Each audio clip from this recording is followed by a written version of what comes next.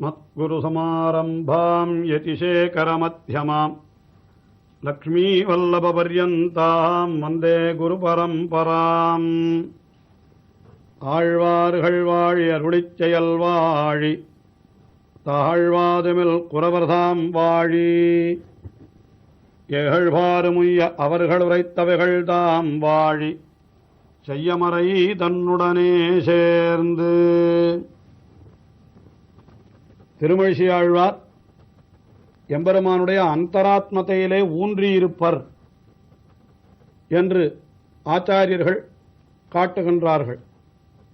அதாவது திருமழிசை ஆழ்வார் எம்பெருமான் எல்லா பொருள்களுக்கு உள்ளேயும் அந்தர்யாமியாக உறைந்து நின்று அவற்றை நடத்துகிறான் அல்லவா, அதிலேதான் திருமழிசை ஆழ்வார் மிகவும் ஈடுபட்டு பாசுரங்களை அருளிச் செய்துள்ளார் என்று காட்டுகின்றார்கள்.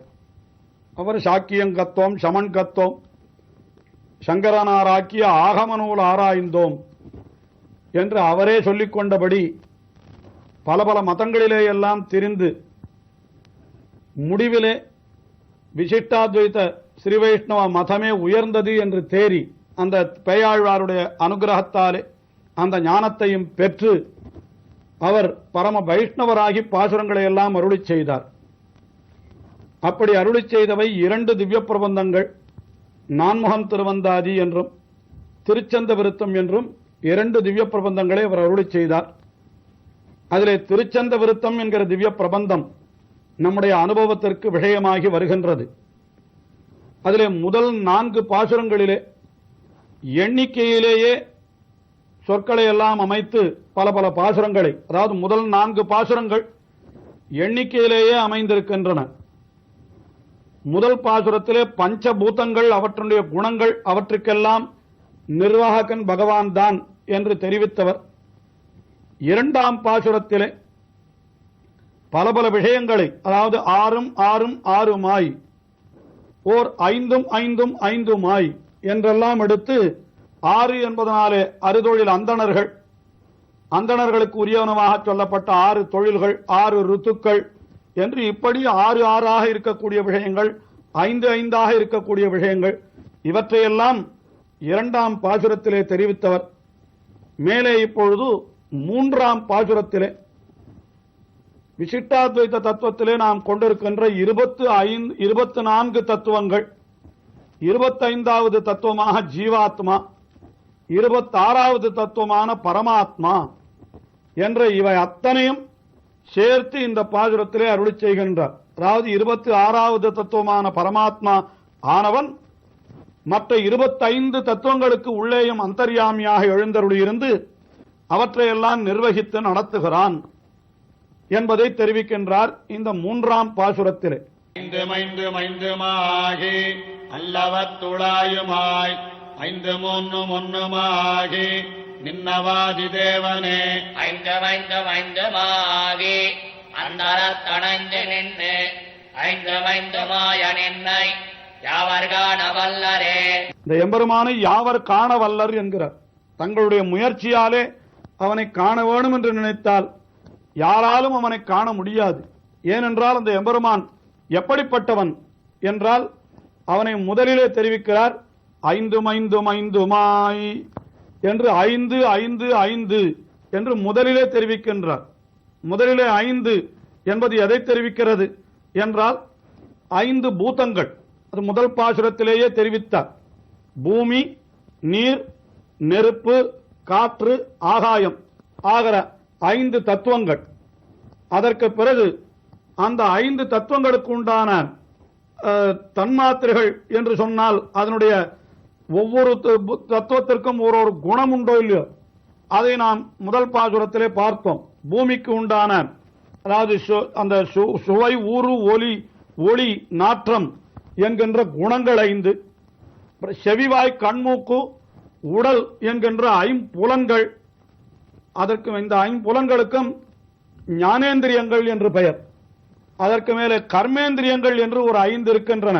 அவை வாய், கை, கால், நம்முடைய குதம், குறி ஆகிய 5 உறுப்புக்கள். இவை 5ம் கர்மேந்திரியங்கள் என்று சொல்லப்படுகின்றன.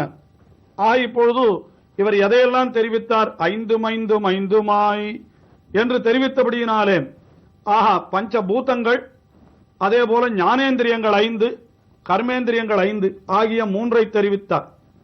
அதற்கு மேலே அல்லவத்து உளாயுமாய் என்று சொன்னபடியினாலே ஜீவாத்மாவுக்கு உள்ளே அந்தர்யாமியாய் இருக்கிறான் என்கிற அர்த்தம் தெரிவிக்கப்பட்டது. அதற்கு பிறகு மறுபடியும் 5 என்று சொன்னபடியினாலே அந்த தன்மாத்திரைகள், அதாவது சுவை, உரு, ஒலி, நாற்றம் என்று தெரிவிக்கப்படுகின்ற அந்த விஷயங்கள், அவை தொடு உணர்ச்சி, அதாவது அந்த ஸ்பர்ஷ ரூப கந்த ரச என்று இவைகளெல்லாம் சொல்லப்படுகின்ற சப்த ஸ்பர்ஷ ரூப ரச கந்த என்று 5 விஷயங்கள் சொல்லப்படுகின்றன. அந்த 5ஐயும் சொல்லி அதற்கு மேலே 3 என்று தெரிவித்தார். இப்பொழுது 20 தத்துவங்கள் சொல்லப்பட்டு விட்டன. பஞ்சபூதங்கள், அந்த பஞ்சபூதங்களுடைய தன்மாத்திரைகள், கர்மேந்திரியங்கள் 5, ஞானேந்திரியங்கள் 5 ஆக 20 தத்துவங்கள் சொல்லப்பட்டு விட்டன. அதற்கு மேலே 3 என்றால் அந்த 3 தத்துவங்களாக வேதாந்தங்களிலே சொல்லப்பட்டிருப்பது பிரகிருதி, மகான், அகங்காரம் என்கிற 3 தத்துவங்கள் என்று சொல்லப்பட்டிருக்கின்றன. அந்த 3 தத்துவங்கள் அதற்கு பிறகு ஒன்றுமாகி என்கிறார். அந்த ஒன்று என்னால் எது என்னால் அதுதான் மனஸ் என்கிற இந்திரியமா. இப்பொழுது 5 3 ஒன்றுமாகி என்று இப்படி தெரிவித்து விட்டார். இப்படி இருக்கிறவன் எம்பெருமான், 5 3 ஒன்றுமாகி நின்னவாதி தேவனே. இதெல்லாம் ஆகி நின்ற தேவன் ஆறுன்னா எம்பெருமான் ஸ்ரீமன் நாராயணன் தான் என்று அவனை தெரிவித்தார். அதற்கு மேலே என்ன தெரிவிக்கிறார் என்றால் மறுபடியும் 5 5 5 அந்தரத்து அணைந்து நின்று என்று அங்கே தெரிவிக்கின்ற பொழுது 5 5 அப்புறம் 5 மாய நின்னை என்று தெரிவிக்கின்றபடியினாலே பின்னடிகளிலே ஒரு 4 5 தெரிவிக்கிறார்.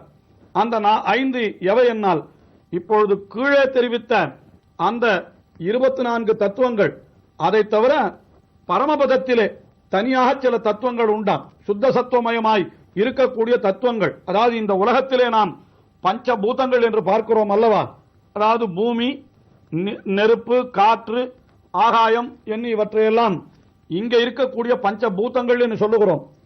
இதே போன்ற 5 தத்துவங்கள் பரமபதத்திலேயும் உண்டு. ஆனால் இவைகளுக்கும் அவர்களுக்கும் நெடுவாசி பெருத்த வேறுபாடு உண்டு. அங்கே இருக்கிற தத்துவங்களுக்கு என்ன பெயர் என்றால் பூதங்கள் என்று பெயர் அல்ல, அவைகளுக்கெல்லாம் உபனிஷத்துக்கள் என்று பெயராம். பஞ்சோபனிஷத்துக்கள் என்று சொல்லுவார்கள். அவை யாவை என்னால் பரமேஷ்டி, புமான், விஸ்வஹா, நிவிருத்தஹா, சர்வஹா என்று சொல்லப்படுகின்ற பஞ்சோபனிஷத்துக்கள். அவைதான் பரமபதத்தில் இருக்கக்கூடிய அச்சித்துக்கள். அதற்கு மேலே மறுபடியும் 5 5 5 என்று 3 5 அவர் சொல்லுகின்றார். அது பரமபதத்தில் இருக்கக்கூடிய கர்மேந்திரியங்கள், பரமபதத்தில் இருக்கக்கூடிய ஞானேந்திரியங்கள், பரமபதத்தில் இருக்கக்கூடிய சப்தம், ரூபம், ரசம், கந்தம் முதலிய குணங்கள். இவை 5 என்று இப்படி காட்டினார். அதற்கு பிறகு என்ன காட்டினார் என்னால் 5 3 ஒன்றுமாகி இப்படியெல்லாம் இருக்கின்ற எம்பெருமானை யாவர் காண வல்லர். யாவர் காண வல்லர் என்னால் 5 5 5 அல்லவத்துளாயுமாய் 5 3 ஒன்றுமாகி நின்றவாதி தேவனே. 5 5 நின்று அந்தரத்து அணைந்து நின்று. அந்தரத்து என்னால் அந்தரம் என்னால் அது பரமபதம்.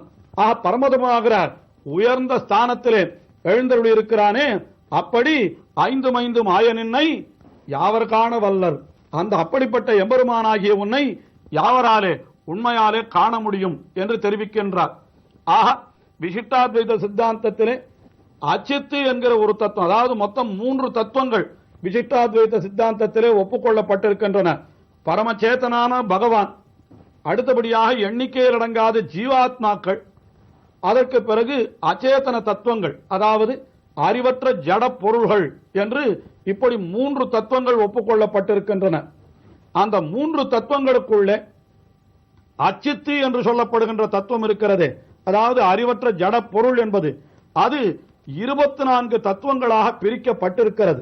அதுதான் கீழே நாம் தெரிவித்தார் போலே பஞ்சபூதங்கள் அவை 5, அதே போல பஞ்சபூதங்களுடைய தன்மாத்திரைகள் சப்தம், ரூபம், ரசம், கந்தம், ஸ்பர்ஷம் என்கின்ற அவை ஒரு 5, கர்மேந்திரியங்கள் 5, அதாவது வாக்கு, பாணி, பாதம், பாயு, உபஸ்தம் என்று சொல்லப்படுகின்ற கர்மேந்திரியங்கள், அதற்கு மேலே ஞானேந்திரியங்கள் என்னால் செவி, வாய், கண்மூக்கு, உடல் என்ற இந்த ஞானேந்திரியங்கள் 5. ஆக இப்பொழுது 4, 5 சேர்ந்தால் 20 தத்துவங்கள் ஆகின்றன. அதற்கு பிறகு 3 தத்துவங்கள், பிரகிருதி, மகான், அகங்காரம் என்ற 3 தத்துவங்கள். ஆக 23. மனசு என்கிற ஒரு தத்துவம் சேர்ந்தால் 24 ஆகிறது. ஆக இப்ப 24 தத்துவங்களும் அச்சேதன தத்துவங்கள் தான். அதுக்கு அடுத்தபடியாக 25வது தத்துவமாக ஜீவாத்மா அல்லது 25வது தத்துவமாக காலம் என்ற தத்துவத்தையும் சொல்லுவதுண்டு, அல்லது ஜீவாத்மா என்றும் சொல்லுவதுண்டு.